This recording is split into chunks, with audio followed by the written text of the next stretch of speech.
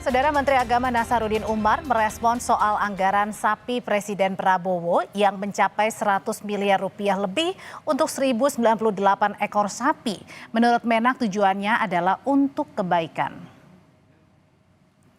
Menak mengatakan Masjid Istiqlal menerima 1 ekor sapi kurban dari Presiden Prabowo untuk disalurkan pada masyarakat.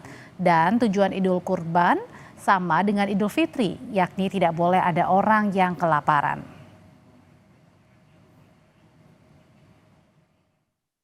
Bahwa Bapak Presiden itu juga sudah kita terima hewan kurbannya di Istiqlal. Ya, kalau Bapak Presiden mau memberikan ke tempat lain, itu nggak ada masalah ya. Kita tujuannya Idul Kurban itu sama dengan Idul Fitri. Kata Rasulullah SAW, tidak boleh ada orang yang kelaparan tidak makan pada hari raya Id itu ya. Karena itu zakat fitrah itu bertujuan untuk semua harus kenyang pada hari raya Idul Fitri dengan cara mengkonsumsi karbohidrat ya kan. Nah untuk Idul Adha ini pasangannya adalah protein hewani. Nah diharapkan pada hari atau pada bulan-bulan kurban ini tidak ada orang yang tidak bisa mengkonsumsi daging ya. Makanya itu kalau ada orang lain termasuk juga non-muslim ingin melakukan kontribusi bersamaan dengan Idul Adha ini, mungkin mereka sadar bahwa betapa banyak orang yang membutuhkan daging tapi tidak cukup dengan hewan kurban itu. Dipersilahkan non-muslim pun juga, seperti di Istiqlal ini ada sejumlah ekor sapi dan kambing itu dari rekan-rekan kita lembaga-lembaga yang non muslim, tapi itu kita salurkan seperti hanya zakat seperti hanya kurban. Bantuan 1.098 sapi kurban Presiden Prabowo Subianto yang menggunakan APBN ditanggapi oleh Partai Golkar yang merespons bahwa hal tersebut sah dan resmi karena merupakan bantuan kemasyarakatan Presiden. Wakil Ketua Umum Partai Golkar Idrus Marham menanggapi program bantuan sapi kurban merupakan bagian dari bantuan kemasyarakatan Presiden atau Banpres sehingga sah dan punya dasar aturan juga diperuntukkan bagi masyarakat. Mengenai penggunaan nama Presiden Prabowo sebagai pemberi bantuan, kata Idrus, wajar saja karena Presiden sebagai kepala negara dan pembuat keputusan atas kebijakan pemberian bantuan.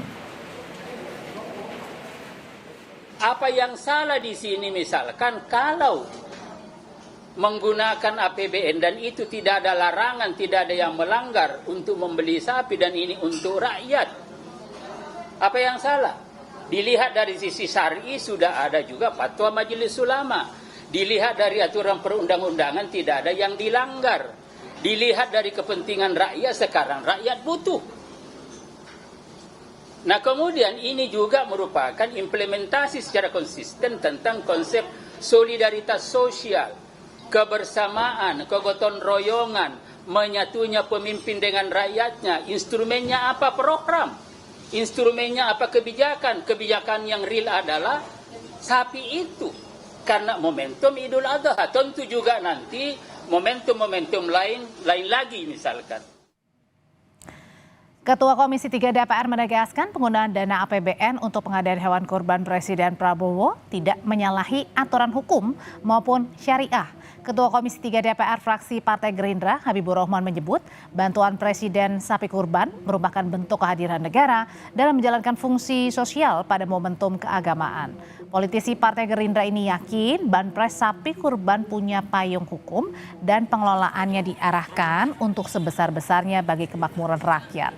Selain itu, Undang-Undang APBN 2026 juga sudah memberikan ruang anggaran bagi Banpres melalui Kementerian Sekretariat Negara.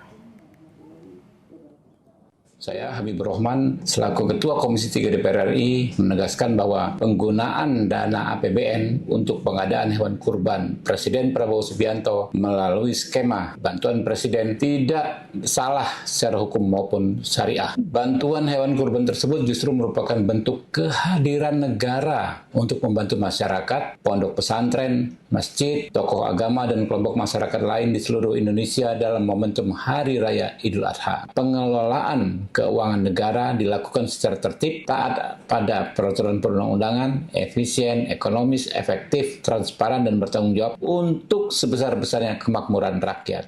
Kita berikutnya ke kasus ijazah Jokowi. Saudara, relawan Jokowi dari Brigade Rakyat Nusantara yakin polisi akan segera menuntaskan pemberantasan perkara atau pemberkasan perkara ijazah atas tersangka Roy Suryo dan Dr. Tifa hingga P21.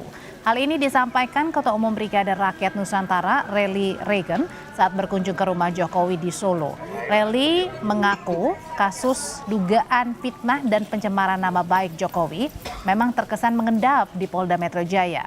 Meski begitu, pihaknya masih percaya pada Polri akan mempercepat kelengkapan berkas perkara Roy dan Tifa hingga dinyatakan P21. Oke, terima kasih. Mencermati kasus ijazahnya Pak Jokowi yang berlarut-larut terutama yang di Polda Metro ini, kalau dari Bang Dadi sendiri gimana? Oh, kalau itu kita udah serahkan prosesnya kepada aparat penegak hukum ya. Tinggal nanti Polda Metro Jaya bagaimana nanti kejaksaan terkait SP3 atau P21 itu kan udah bagaimana nanti aparat penegak hukum. Kita nggak ada campur tangan cawe-cawe situ. Informasi dari pemimpin Padepokan di Kabupaten Pekalongan, Jawa Tengah yang ditetapkan sebagai tersangka kasus dugaan pencabulan terhadap sejumlah siswa perempuan. Diduga tersangka ini telah melakukan pencabulan selama 12 tahun. Polisi kini resmi menetapkan status tersangka kepada pemimpin Padepokan Padang Ati di Simbang Kulon, Pekalongan, Jawa Tengah. Penetapan tersangka dilakukan usai penyidik memeriksa intensif terduga pelaku dan sejumlah saksi korban. Kasus ini mencuat setelah sejumlah siswi melaporkan dugaan pencabulan. Bahkan diduga perbuatan cabul yang dilakukan tersangka telah berlangsung selama 12 tahun.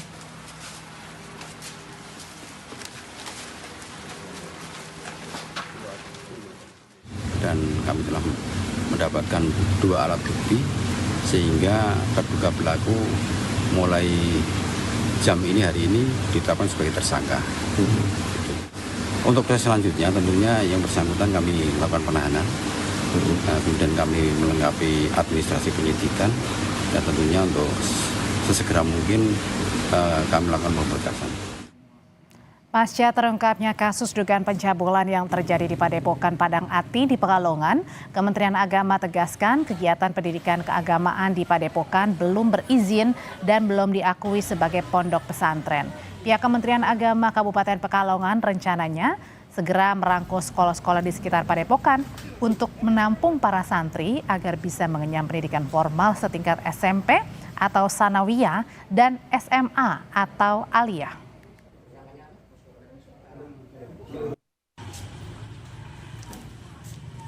Kami menghimbau pesantren untuk mendaftarkan secara resmi di Kementerian Agama dan kami akan segera melakukan pendataan bagi mungkin pesantren-pesantren yang belum terdaftar untuk menghimbau mengajukan izin operasional.